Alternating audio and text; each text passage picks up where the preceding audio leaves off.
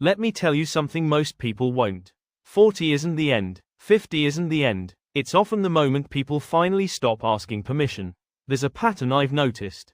At some point, after the career disappointments, after being overlooked, after building everyone else's dream, something clicks, and people think, you know what?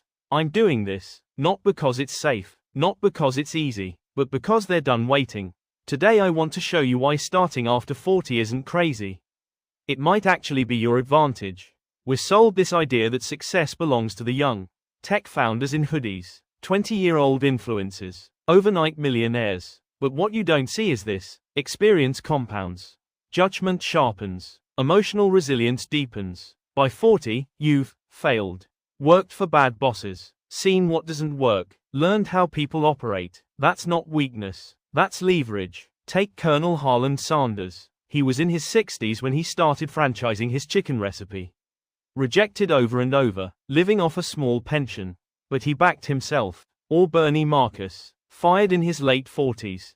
Most people would have slowed down. Instead, he co-founded the Home Depot at 50. Massive risk, massive belief. The common thread: they weren't chasing hype, they were building from experience. Here's what younger founders don't have yet: pattern recognition, emotional control, real networks, perspective. When you're 40 plus, you're less likely to panic, quit at the first setback, chase shiny objects. You're more likely to build something sustainable, focus on profit, solve real problems. And that's what business actually rewards. The biggest obstacle isn't age, it's identity. At 40 or 50, you've built a version of yourself. Employee, manager, provider. Starting something new means risking that identity. That's scary. But here's the shift: you're not starting from zero. You're starting from experience. There comes a moment, not dramatic, not cinematic, just quiet clarity. I don't want to do this for another 20 years. That's when people say, enough.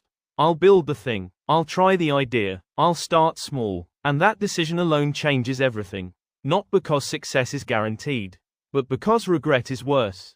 If you're over 40 and thinking about starting something, you're not late. You're loaded. Loaded with knowledge. Loaded with context. Loaded with resilience. The question isn't, am I too old? It's, am I finally ready? And maybe this is the moment you stop waiting.